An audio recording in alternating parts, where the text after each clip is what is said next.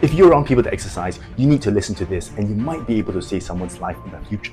If someone collapses whilst doing vigorous cardio exercises such as running, jogging, swimming, playing football, this must be assumed as a potentially catastrophic event until proven otherwise. When you're engaged in doing cardio exercise, your body is highly evolved to be extremely good at maintaining blood flow by complex mechanisms, including the activation of the sympathetic activity. Under no normal circumstances should this continuous blood flow be interrupted, unless something extremely abnormal or unexpected has happened to your body. From an evolutionary standpoint, your body is doing you no good if you're going to faint every time you're trying to run away from a lion. Abnormal causes interrupting this blood flow will include causes like hypertrophic obstructive cardiomyopathy, Wolff-Parkinson-White syndrome, and other congenital heart causes. And this typically affects the younger people. And for older groups, you'd be worried about myocardial infarctions or heart attack. All these causes might cause catastrophic consequences, and this person might need immediate CPR. Of course, there are other causes of collapse in the context of cardiovascular exercise, such as low blood sugars, seizures, and dehydration, being a common few that have varying degrees of severity. But if someone collapses on a football pitch,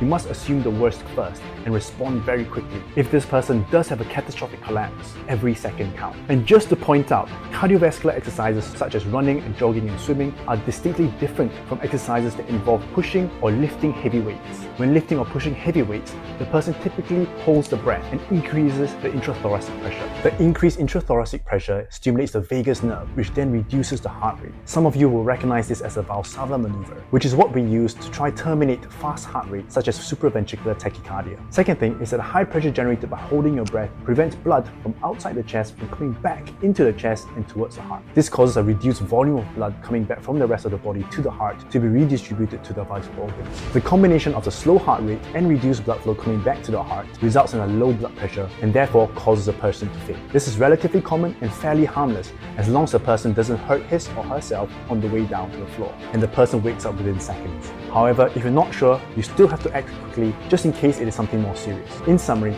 if someone collapses whilst exercising, particularly with exercises such as running, swimming, or jogging, it is not a time for you to take your time to get to the person, or even worse, laugh or ridicule the person for collapsing. You must act quickly, and you might just be instrumental at saving someone's life. If you found this video helpful, check out my previous video on causes of cardiac arrest. And if you know anyone that works in schools, gyms, or in sports, please share this video with them, as this is very important. I hope that helps.